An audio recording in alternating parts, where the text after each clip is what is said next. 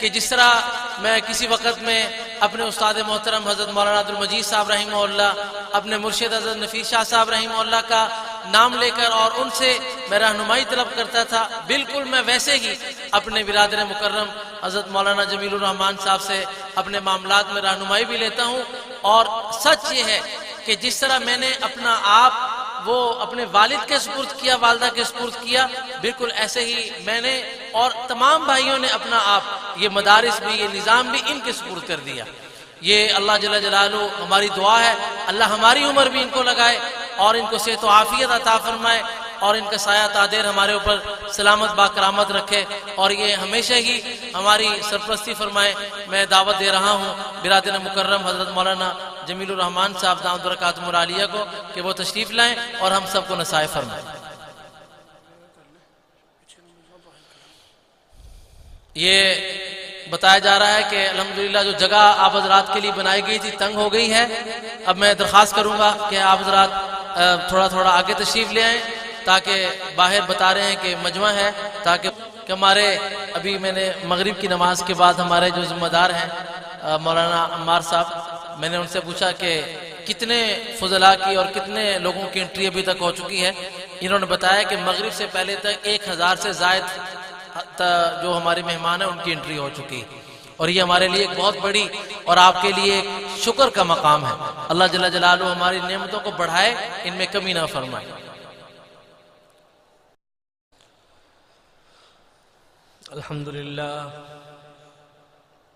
अल्हम्दुलिल्लाह नहमदुहु व नस्तईनुहु व नस्तगफिरुहु व नु'मिनु बिही व नतवक्कलु अलैहि व नऊज़ु बिल्लाहि मिन शुरूरि अनफुसिना व मिन सय्यिआति अअमालिना मन यहदिहिल्लाहु फला मुदिल्ल लहु व मन युद्लिल्हु फला हादिय लहु ونشهد أن لا إله إلا الله وحده لا شريك له ونشهد أن سيدنا وسندنا ونبينا ومولانا محمدا عبده ورسوله صلى الله تعالى عليه وعلى آله وأصحابه وأزواجه وذرياته وبارك وسلم تسليما كثيرا كثيرا. أما بعد فأعوذ بالله من الشيطان الرجيم. بسم الله الرحمن الرحيم. إنا نحن نزلنا الذكر وإنا له لحافظون. وقال الله تعالى لئن شكرتم لأزيدنكم ولئن كفرتم إن عذابي لشديد. وقال رسول الله صلى الله عليه وسلم الكيس من دان نفسه وعمل لما بعد الموت والعاجز من أتبع نفسه هواها وتمنى على الله. وقال رسول الله صلى الله عليه وسلم أشراف أمتي حملة القرآن وأصحاب الليل. صدق الله العظيم وصدق رسوله النبي الكريم. मैं भी दुरूद शरीफ पढ़ रहा हूँ, मेरे साथ आप भी मिलकर दुरूद शरीफ पढ़ लीजिए। अल्लाहुम्मा सल्लि अला मुहम्मद व अला आलि मुहम्मद कमा सल्लैता अला इब्राहीम व अला आलि इब्राहीम इन्नका हमीदुम मजीद। अल्लाहुम्मा बारिक अला मुहम्मद व अला आलि मुहम्मद कमा बारकता अला इब्राहीम व अला आलि इब्राहीम इन्नका हमीदुम मजीद। इंतहाई काबिल सद एहतराम वाजिब तकरीम मेरे असातिज़ाए किराम, मोहतरम व मुकर्रम मेहमानाने गिरामी, अस्सलामु अलैकुम व रहमतुल्लाहि व बरकातुहू। अल्लाह ताला की तौफीक और फजल करम और मेहरबानी से इस वक़्त मुझे और आपको एक बहुत ही बाबरकत और बासआदत जगह पर बासआदत मकसद के लिए और अल्लाह के नेक और मुकर्रब बंदों के बीच में एक बहुत ही अजीम शान पुरखुलूस मजलिस में शमूलियत और सआदत का मौका मुयस्सर आ रहा है। जिंदगी तो इंसान की गुजर रही है, कुछ गुजर चुकी है, कुछ आने वाली है। और कामयाब इंसान वो है जो इंसान अपनी जिंदगी को कीमती बना ले। कीमती इंसान हमेशा वही शुमार होता है जो इस कीमती जिंदगी के कीमती लम्हात को बामकसद और उन कामों के लिए जिनसे अल्लाह और उसके रसूल सल्लल्लाहु अलैहि वसल्लम राजी हो जाते हैं उन कामों में सरफ कर देता है। तो ऐसे खुश नसीब लोगों की जिंदगी खुशकिस्मत बन जाती है और वो जमाने में बानसीब कहलाते हैं। और इन बानसीब लोगों को अल्लाह ताला ने इस रुए ज़मीन पे रहनुमाई के लिए जो रिजाल अता फरमाए हैं और जिनको देख देख कर इंसान अपनी जिंदगी ठीक करता है, उन्हें वालिद, वालिदा, उस्ताद और शेख, ये मर्तबे हैं जिनको देखकर इंसान अपनी जिंदगी कीमती बनाता है। अगर ये कहा जाए कि इस रुए ज़मीन पे मशाइख, असातिज़ा और वालिदैन की मजलिसों के अलावा जितनी भी मजालिस हैं उनके बेकार होने में कोई शुबा नहीं। वक़्त के ज़ाया होने के एतबार से, मकसद के फौत होने के एतबार से हम ये कह सकते हैं कि अल्लाह वालों की, असातिज़ा की और वालिदैन के अलावा जितनी मजालिस होती हैं उसमें इम्कान है कि हमारा वक़्त ज़ाया हो जाए। लेकिन जब हम अपने वालिदैन की सोबत में बैठे होते हैं तो वालिदैन की खिदमत नहीं, सिर्फ ज़ियारत पर हज और उम्रे का सवाब मिलता है, मकबूल हज और उम्रे का सवाब मिलता है। वालिदैन वो हस्ती होते हैं जो इंसान को वजूद देते हैं और मशाइख और असातिज़ा वो हस्तियाँ होती हैं जो रूहानी एतबार से, इल्मी एतबार से और तरक्की के जीने चढ़ने के एतबार से वो हस्तियाँ हैं जो इंसान को बनाती हैं। इंसान का जिस्म बनाने के लिए उसके वालिदैन होते हैं, उसकी तरबियत और किरदार को बनाने के लिए अल्लाह ताला ने जिन हस्तियों का इंतखाब फरमाया है उन्हें मशाइख और असातिज़ा कहा जाता है। तो मेरे लिए भी और आपके लिए भी ये सादत की बात है कि हमें कुछ लम्हात अल्लाह वालों की सोहबत में बैठने का मौका मुयस्सर आ रहा है। सोहबत, ज़ियारत और मुलाकात हमारे हकीमुल उम्मत, मुजद्दिदुल मिल्लत हज़रत मौलाना मोहम्मद अशरफ अली थानवी साहब क़ुद्दिस सिर्रुहु का एक फरमान है। वो फरमाते हैं कि अल्लाह वालों की सोहबत में एक घड़ी बैठना 1000 साला बेरिया इबादत से अफजल है। ये कोई हदीस का, ये कुरान पाक का हिस्सा नहीं है।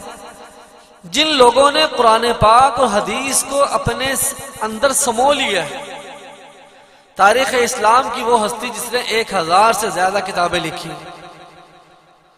अपने वक़्त के कुतुब और अब्दाल को देखा, मशाइख को देखा, उनका ये फरमाना है कि एक लम्हे के लिए, एक घड़ी के लिए अल्लाह वालों की सोहबत में बैठ जाना 1000 साला बेरिया इबादत से अफजल। हमारे लिए सादत की बात है।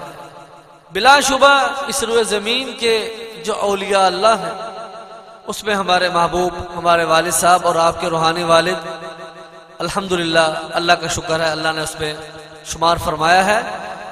और इस वजूद मसऊद की बरकत से जो कुरान पाक अल्लाह ताला ने उनको अता फरमाया, ये कुरान पाक की शमा और ये दौलत और ये नूर, ये 1 2 3 4 5 में नहीं, 1 2 3 4 हज़ार में नहीं, इस साल तक जो तकरीब पे बाज़ाब्ता जो रजिस्टर्ड में फारिग शुदा जो बच्चे आ रहे हैं उनकी तादाद अल्हम्दुलिल्लाह इस वक्त 16,000 के करीब पहुंच चुकी है। और रुए ज़मीन के बहुत से हिस्सों में कुरान पाक के खुद्दाम अब माशाअल्लाह उनके फैज़ व बरक़ात को आम कर रहे हैं। आज की इस मजलिस में उनके बेटे मौजूद हैं और कितने अफराद ऐसे हैं, मैं देख रहा हूं, जो आज अपने बेटों के साथ यहां मौजूद हैं।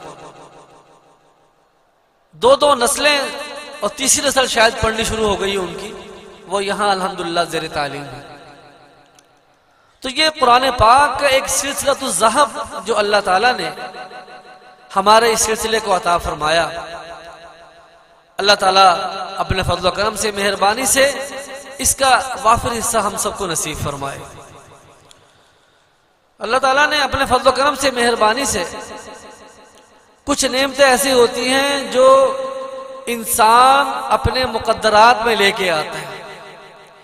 कुछ नेमतें होती हैं जिनको हासिल करने के लिए बहुत ज्यादा मेहनत करनी पड़ती है। कुछ मुकद्दरात ऐसे होते हैं जो अल्लाह ताला झोली में डाल देता है। जिस तरह के एक जुमला कहा जाता है कि फलां आदमी तो सोने का चम्मच लेके मुंह में पैदा हुआ। किसी की दौलतमंदी को बयान करना हो को यह कहा जाता है कि फलां आदमी सोने का चम्मच लेके मुंह में पैदा हुआ। सोने के फानी होने वाला है, सोने की क्या औकात है, जवाहिर की क्या औकात है। हम लोग अल्हम्दुलिल्लाह अल्लाह जल्ला जलालहू के फजल करम से, मेहरबानी से तहदीस बिन नेमा के तौर पर अपनी नेमत का, हक ताला की नेमत का शुक्र का इजहार करते हुए कि अल्लाह ताला ने हमें वालिद भी ऐसे अता फरमाए और वालदा भी माशाल्लाह ऐसी अता फरमाई। आप लोगों ने हमारे हजरत की जिंदगी देखी, हमने अपनी वालदा की जिंदगी देखी। अगर आपकी बहनों में या बेगमात में जिन्होंने हमारी वालदा की जिंदगी देखी है, तो मैं यहां पर यह कहने में मुझे कोई आर नहीं है। हमारे लिए यह फैसला करना मुश्किल हो जाता है कि हमारे वालिद से अल्लाह ताला ने काम ज्यादा लिया या हमारी वालदा से काम ज्यादा लिया। अगर आप तारीख इस्लाम का मुताला करने लगे, आप भी तारीख के तालिब इल्म हैं, मुताला करें। अल्लाह ताला ने रिजाल से काम लिया है या उनकी, या किसी औरत से काम ले लिया या किसी मर्द से काम ले लिया। दोनों मियां बीवी एक जोड़ी ऐसी जिसको अल्लाह ने चुना हो कुरान पाक के लिए, उसका अगर होगा तो तारीख इस्लाम में शाज़ व नादिर ही होगा, बहुत कलील होगा, कम होगा। जौहरी जौहर को पहचाना करता है। गुज़श्ता सालों की बात है, हमारे पाकिस्तान की शान बिलाशुबा अल्लाह ताला ने उनको पूरे आलम के लिए, हिदायत के लिए कबूल फरमाया। मेरी मुराद है मुबल्लिग इस्लाम, हम सब की दुआएं, दिली तमन्नाएं उनके साथ हैं। हज़रत मौलाना तारिक जमील साहब दामद बरकातुहू, अल्लाह पाक उनकी ज़िंदगी में बरकतें अता फरमाए। जब उनके ससुर का इंतकाल हुआ, मेरे वालिद साहब दामद बरकातुहू, वालदा मायदा, उनकी ताज़ियत के सिलसिले में घर गए तो हमारे वालिद साहब ने तो ताज़ियत की और दुआए खैर की। जब वहां से रवाना होने लगे तो मौलाना अब्बा जान को गाड़ी तक पहुंचाने के लिए आए और उनके इल्म में था कि हमारी वालदा मायदा भी तशरीफ लाई हैं। तो उस वक्त हज़रत मौलाना तारिक जमील साहब दामद बरकातुहू ने दुनिया उनसे मुसाफे के लिए, मुलाकात के लिए, जियारत के लिए, और हमारे नौजवान उनसे एक सेल्फी लेने के लिए किस तरह कशा कशा बढ़ते हैं उनकी तरफ, और सादत समझते हैं, मुझसे मुसाफा हो गया, उनसे मुलाकात हो गई। मौलाना खुद हमारी वालदा के करीब तशरीफ लाए और फरमाया कि मैं तारिक जमील हूँ, आप मेरे लिए दुआ फरमाएं, मैं आपकी दुआओं को बहुत मोहताज हूँ। हमें तो अपनी वालदा का, वालिद का अल्हम्दुलिल्लाह शुरू से एहसास है कि अल्लाह ताला ने किस कदर बड़ी नेमतों से हमें सरफराज फरमाया है। तो सारी दुनिया जिनके पीछे है वो हमारी वालदा से दुआ के लिए कहें तो ये अल्लाह ताला ने ये शरफ अता फरमाया कि बड़े बड़े बुजुर्ग इस जोड़ी की अजमत और विलायत और खिदमत कुरान से फैज़याब हुए हैं, मुतासिर हैं, उनसे दुआएं ले रहे हैं, दुआओं के लिए कहते हैं। तो ये हम समझते हैं कि हम और हमारे भाई सोने और चांदी और जवाहिर के जो चम्मच होते हैं उनसे एक बड़ी कोई अगर बात है तो वो लेके हम पैदा हुए। बस ये दुआ फरमाएं कि ये निस्बत जो हमें अपने बड़ों से मिली है ये हमारे में भी सलामत रह जाए और हमारी औलादों में भी और हमारे शागिर्दों में भी सलामत रह जाए। आप लोग कुरान पाक की निस्बत से यहाँ जमा है। यहाँ जमा होने का एक ही मकसद है, वो है अपने बुजुर्गों की जियारत और मुलाकात। और बुजुर्गों ने भी जो आपको जमा किया है अपने बेटों को, ये ना तो कभी उन्होंने इलेक्शन लड़ा है, ना कभी इलेक्शन की सोची है, ना कभी सियासत का शौक हुआ, ना कभी लीडरी का शौक हुआ, किसी जगह भी किसी इलेक्शन में अपने आप को पेश नहीं किया, किसी ओहदे के लिए अपने आप को पेश नहीं किया, बल्कि जहां भी इस तरह के मौके आए वहां पूरा पीछे रह के पूरा किरदार तो अदा किया लेकिन अपने आप को नुमाया नहीं किया। तो उन्होंने आपको आज जो जमा किया है ये सब हमारे, मेरे भी, आपके दिल में भी होना चाहिए। जहां यहां से ये बात कही जा रही कि आपका बहुत शुक्रिया और आपने वक्त निकाला, आपका वक्त बड़ा कीमती है। मैं और आप क्या समझते हैं कि जिस हस्ती ने हमें यहां जमा किया है क्या उसका वक्त कीमती नहीं है? कुरान पाक के लिए जमा किया है यहां। और एक ही फिक्र है इस दीवाने की, जिसको हम कहते हैं ना कि उसको एक काम की होश हो, किसी और काम की होश ना हो, उसको दीवाना कहते हैं। तो मैं बतौर मिसाल के कुरान पाक के इश्क में ये लोग ऐसे फना हैं कि इनकी जिंदगी सुबह शाम रात कुरान पाक में गुंदी हुई। इनको कुरान पाक को जुदा नहीं किया जा सकता। और अभी भी इस पिराना साली में जब इस उम्र के बहुत से बड़े बड़े मुदर्रिसीन, नामवर मुदर्रिसीन अपनी दरसगाहों को खैराबाद कह चुके बीमारी और अलालत की वजह से, अल्लाह उनको भी शिफाए कामिला अता फरमाए। एक हिम्मत है, एक जज्बा है कि सुबह फजर से पहले जहां आके अपने मामूलात पूरे करते हैं, तहज्जुद के बाद अपने मामूलात, तिलावत और अज़कार के बाद दरसगाह में तशरीफ ले आते हैं। आज भी गिरदान के तलबा गवाह हैं, हिफज के बच्चों को बुला लिया, गिरदान के बच्चों को बुला लिया, उनके कुरान पाक सुन रहे हैं, उनका सबक सुन रहे हैं। और इससे आगे मैं आपको क्या बताऊं कि बाग वली मस्जिद आप तशरीफ ले जाएं, वहां के असातिज़ा की कारगुजारी सुने। कारगुजारी में ये बात सामने आएगी कि जहां आज के नौजवानों को इस मुआशरे में इंटरनेट और मोबाइल की सहूलत ने, ये सहूलत का लफ्ज़ मैंने बोला है, इंटरनेट और मोबाइल की जहां सहूलत मुयस्सर आई तो वहां इस सहूलत की आड़ में बहुत से बुरे लोगों ने अपने बुरे मकासद हासिल करने की कोशिश की। तो जिन लोगों पे कारोबारी जिम्मेदारियां हैं, राब्तों की जिम्मेदारियां हैं, मोबाइल उनको सजता भी है, उनकी जरूरत भी है।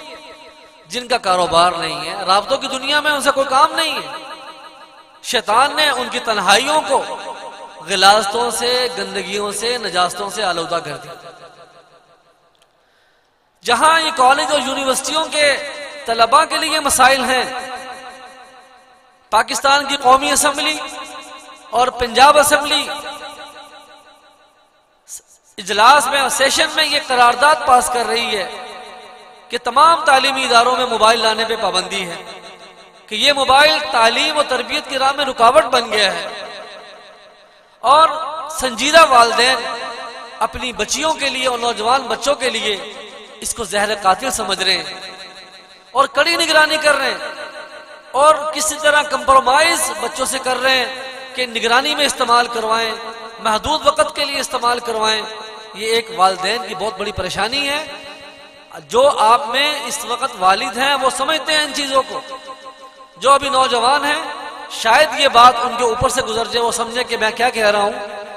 चूंकि मेरा बेटा भी अल्हम्दुलिल्लाह अब जवान हो रहा है और आप में जो वालिद हैं जिनके बच्चे बच्चियां जवान हो रहे हैं, उनकी सबसे बड़ी फिक्र और तड़प यह है कि मेरा बच्चा राह रास्त पे रह जाए, लाइन पे रह जाए। तो जिस तरह कॉलेज और यूनिवर्सिटी के तलबा को, असातिज़ा को इस सहूलत के गलत इस्तेमाल ने तबाहो बर्बादी के दहाने पे ला खड़ा किया है और वो परेशान है, इसी तरह हमारे मदारिस की फिजाएं भी नौजवान असातिज़ा के बारे में फिक्रमंद हैं।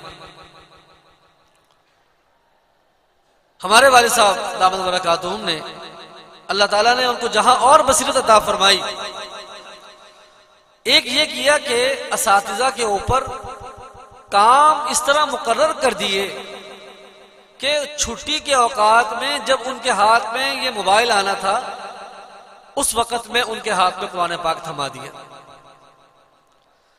और दिन में 2-3 मरतबा जहां उनके शागिर्दों का बुला बुला के सुनना है, अपना दर्जा भी है और इसके साथ साथ अपने अजीज बच्चे जो असातिज़ा किराम हैं उनकी पूरे साल की मंजिल की फिक्र, हर रोज का किसी का पाव सुन रहे हैं, किसी का आधा सुन रहे हैं, किसी का सुबह को सुन रहे हैं, किसी का दोपहर को सुन रहे हैं, किसी का जोर के बाद सुन रहे हैं, किसी का रात को सुन रहे हैं। और किसी के जिम्मे यह मुकर्रर कर दिया कि फला नमाज आपके जिम्मे है और अपनी मंजिल में से 2 रुकू मुतय्यर करके आपने फजर में या इशा में ये रुकू पढ़ने। मिसाल के तौर पर जैसे आज आपने मगरिब की नमाज में ये रुकू सुना, इन्ना अंज़लना इलैकल किताब बिल हक़ लितहकुम बैनन नास बिमा अराकल्लाह। ये वो रुकू है जो आमतौर पर आप भी नमाज पढ़ते हैं, 5 नमाजें, शायद आप किसी इमाम से ये रुकू सुनते हो। बागवली मस्जिद तशरीफ ले जाइए, फजर की नमाज पढ़ी है, वहां पर आपको हर रोज बदल बदल के वो रुकू जो आम बड़े बड़े असातिज़ा और कुर्रा और आइम्मा उसको पढ़ने से घबराएं कि ये इमामत के मुसल्ले पे खड़े होकर पढ़ने के रुकू नहीं है। उन असातिज़ा को जो नौखेज असातिज़ा है, उनकी तरबियत ऐसी की, उनको कुरान पाक के इस बाबरकत नेटवर्क में ऐसा डाला कि उनकी जबान पे अब कुरान पाक है, उनके हाथ में कुरान पाक है, रात को सो रहे हैं तो कुरान पाक है, सुबह को उठते हैं तो उनको फिक्र यह है कि हजरत ने हमारा पाँव सुनना है, आधा सुनना है, तो हमारा वक्त कैसे गुजरेगा। ये एक फिक्र है जो अपने पे भी सवार है और अपने साथ जो लोग हैं उन पे भी सवार कर रहे हैं। और एक कुरान पाक का चूंकि माहौल है, ये जो सिलसिले में जो बरकतें नजर आ रही हैं, ये अपना सबक है जो हमने अपने दिमागों में बसाया है। वो आपको भी बता दूं कि जब भी छुट्टियां खत्म होती हैं, शुरू होती हैं, छुट्टियों के खत्म पे भी और शुरू में भी जब पढ़ाई शुरू होने लगती है, हमारी वालदा खानदान के सब बच्चों को जमा कर लेती है। ये कहा जाए कि अमलन हुकूमत बच्चों पे और हमारे बच्चों पर हमारे वालिद साहब का बाबरकत साया है, असल हुक्मरानी हमारी वालदा की, और वो बच्चों को भी, अपने पोतों को, नवासों को जमा कर लेती है और हमें भी, इधर बहुएं सबको जमा करती है। किसी की वहां गैर हाजिरी नहीं है। कुरान पाक खुलवाया है, कुरान खानी होती है, बाकायदा सिपारे मुतय्यन होते हैं। मेरे हिस्से में 2.5 सिपारे आ गए, कभी 3 आ गए, कभी 4 हिस्से में आ गए। ये नहीं कि फलां का स्टेटस ये कि फलां इतना बड़ा हो गया, फलां इतना बड़ा हो गया, फलां बहू इतनी बड़ी हो गई। किसी के स्टेटस का ख्याल किए बगैर उनको वहां पर बाकायदा जिम्मेदारी होती है, हाजिरी होती है, और बसा औकात वहां देर से आने पे हम खड़े भी हो जाते हैं, देर से आने पे खड़े भी हो जाते हैं। तो हमारी घर की दरसगाह अभी भी कायम है। हमारी वालिदा की रात की जिंदगी, दिन की जिंदगी, हमारे वालिद की जिंदगी, रात की जिंदगी, ये कुरान पाक के साथ गुंदी हुई है। जिसे कहते हैं ना गुंदा हुआ, ये गुंदने का इसलिए बोल रहा हूं कि आटे में आप घी डाल दें, दूध डाल दें, नमक डाल दें, या कोई भी डाल दें, बेसन डाल दें, वो गुंद जाता है। आटे से उसको अलग करना मुश्किल होता है। इसी तरह अल्लाह ताला ने अपने फजल करम से, मेहरबानी से इनके खमीर में कुरान पाक गूंद दिया है। तो ये खुशनसीबी आपकी कि अपने नेटवर्क में जितने बच्चे हैं उनको कुरान पाक के साथ वाबस्ता किया। और ये जो जमा जो किया है, इसमें अब आपके सामने आएंगे, कोई एजेंडा नहीं है, कोई और काम नहीं है, ये हजारों का मजमा जो जमा कर लिया और इस पे इखराजात भी हैं, वो ये कि आपकी अमली जिंदगी सुन्नत और कुरान के मुताबिक हो। कुरान पाक जिस तरह हमारे सीने में महफूज है, जमाने में ये कुरान पाक चलता फिरता नजर आए। कुरान पाक के अहकामात हमारी शख्सियत में झलके। कुरान पाक ने जिन कामों से मना किया हमारी जिंदगी में वो नेगेटिव हो, और जिन कामों को हुक्म दिया है वो पॉजिटिव हो, वो हमारी जिंदगी पे अप्लाई होते नजर आए। हुजूर सल्लल्लाहु अलैहि वसल्लम की सुबह से लेकर रात तक की जिंदगी वो सारी की सारी आपके सामने। अब यहां पर चूंकि मुतफर्रिक उम्रों के साथी बैठे हैं, अकाबिरीन भी हैं जो इस टाइम दादा और नाना बन चुके हैं, और ऐसे भी हैं जो अभी सिर्फ शादी हुई, बच्चे भी छोटे गोद में हैं, ये चलने लगे हैं, और तीसरा तबका वो है जो अभी अनमैरिड है, अभी शादी की दहलीज पे नहीं पहुंचे। इन तीनों के लिए उम्र के हिसाब से अलग अलग हिदायत है। और जितने बयानात आप यहाँ असर के बाद से सुन रहे हैं, जब आप दुआ से उठेंगे तो हर एक ये समझेगा कि इस मजलिस में मेरी उम्र के हिसाब से, मेरी हैसियत और शोबे के एतबार से यहाँ पर मुझे हिदायत दी गई। यहाँ पे डॉक्टर भी बैठे हैं, या इंजीनियर भी, यहाँ भी मुदर्रिसीन कम है, ना होने के बराबर है। यहाँ पर या तलबा हैं, या डॉक्टर हैं, या इंजीनियर हैं, या प्रोफेसर हैं, या कारोबारी लोग हैं। उनके हिसाब से यहाँ पर बुजुर्गों की तरफ से हिदायत पेश की जाएंगी। तो बड़ा मकसद जो है वो ये है कि रमजान मुबारक की बहार है। बहार आने में अभी 3 माह 10-11 दिन बाकी हैं, अभी 3.25 महीने बाकी हैं। हुजूर सल्लल्लाहु अलैहि वसल्लम को तो 2 महीने पहले ही बहुत ज्यादा इंतजार, आपने सुना होगा बार बार कि जब भी रजब का चांद देखते, आम चांद की दुआ के साथ साथ एक दुआ और करते, अल्लाहुम्मा बारिक लना फी रजब व शाबान व बल्लिगना रमजान। हुजूर सल्लल्लाहु अलैहि वसल्लम 2 महीने पहले रमजान का इंतजार कर रहे, या अल्लाह ये रजब और शाबान में बरकत डाल दे। बरकत का मफहूम ये, या अल्लाह ये जल्दी से गुजरवा दे, हम जल्दी से गुजर के रमजान में दाखिल हो जाए। बरकत का मफहूम आके यही है ना, थोड़ा सा खाना हो सबको काफी हो जाए। जैसे मिसाल के तौर पर मगरिब से पहले हमारे मुंतजिमीन सोच रहे थे कि मजमा ज्यादा हो गया, खाने की तरतीब क्या होगी, तो मैंने दुआ की अल्लाह से बरकत डाल दे, बच्चों को भेजो सूरह यासीन पढ़ेंगे, उसमें बरकत हो जाएगी इंशाअल्लाह। 3 दिन पहले की बात है, मैं एक शादी पे गया, हमारे बहुत ही मेहरबान मदरसे के मुआविन हैं, बहुत बड़ी शादी, जितनी बारात का हुक्म दिया कि जो बारात आनी थी उससे ट्रिपल बारात आ गई। चुपके से दुल्हन के वालिद मुझे एक तरफ ले गए, हमारी इज्जत का सवाल है। जब वहां से चले हैं तो बारात थोड़ी थी, जब दूल्हा दाखिल हुआ है तो दूल्हे के कम से कम 100-125 दोस्त आ गए हैं। बारात अलग है, 125 दोस्त आ गए सिर्फ उसका कि अब सूरह यासीन शरीफ पढ़ दें, यहाँ खड़े हो जाएं, 3 दफा सूरह यासीन शरीफ पढ़ें और खाने पे दम कर दें, खाने में बरकत पैदा हो जाए।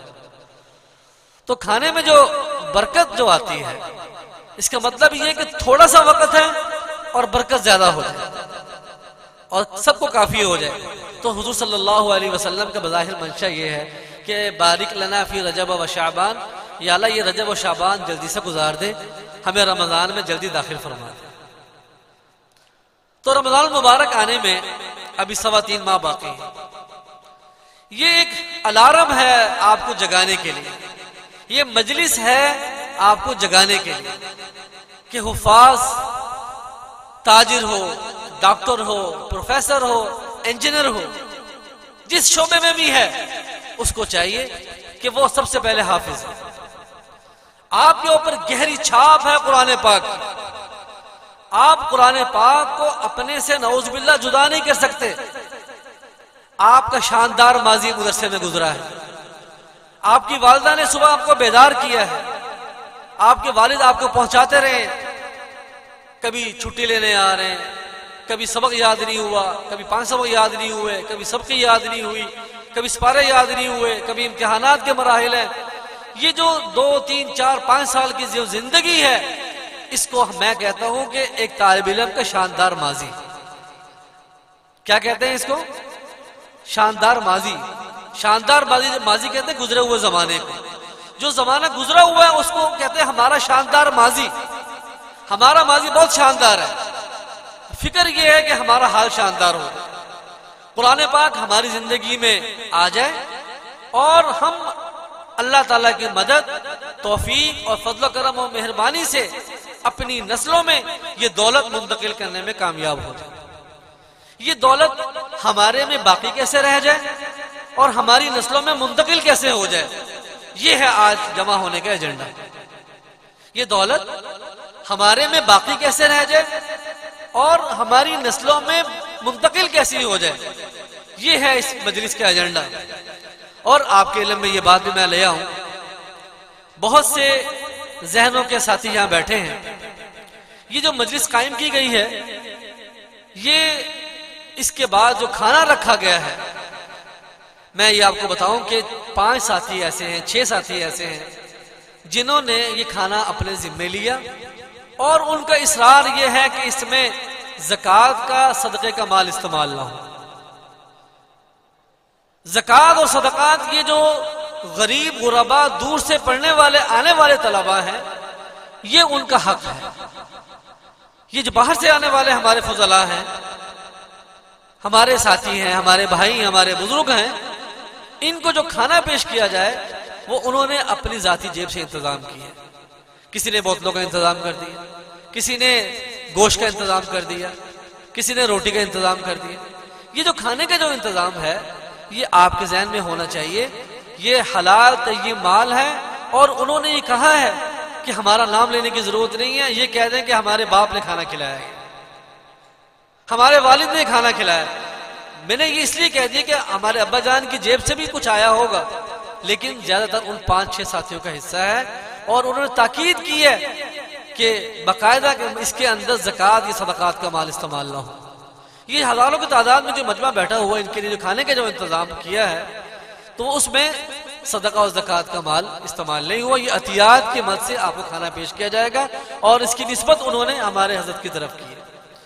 तो आज के इजलास का एजेंडा मैंने आपको बताया कि ये कुरान पाक की दौलत हमारे में बाकी रह जाए, उसमें तरक्की हो जाए और शुक्र अदा करते हुए इसका आला तरीन मनहज और मदारिज ये है कि ये हमारी नस्लों में ये मुंतकिल हो जाए। तो मैं अपनी बात को आगे बढ़ाने से पहले, काफी सारी बातें मुझे ज़हन में अल्लाह ताला भी डाल रहे हैं, लेकिन बड़ों की बरकत से मैं ये चाहता हूँ कि आपके और बड़ों के दरमियान मैं हाइल ना हूँ। इनकी सोहबत में बैठे हैं, अल्लाह पाक इनकी बरकत से कुरान पाक हमारी जिंदगियों में और हमारी नस्लों में हमेशा के लिए जारी सारी हो जाए। और जब हमारा दुनिया से जाने का वक़्त आए तो कुरान पाक की निस्बत हमारे ऊपर गालिब हो, दीन और सुन्नत और शरीयत हमारे मिजाज में गुंदी हुई हो, और अल्लाह पाक जीना भी, हमारा मरना भी, हमारा हशर भी, हमारा नशर भी हुजूर अक़दस सल्लल्लाहु अलैहि वसल्लम के गुलामों में अपने बड़ों के साथ, कुरान पाक के साथ, दुरूद शरीफ के साथ, जिक्र के साथ, तिलावत के साथ, अपने नेक बंदों के साथ फरमा दे। व आखिर दावाना अल्हम्दुलिल्लाहि रब्बिल आलमीन।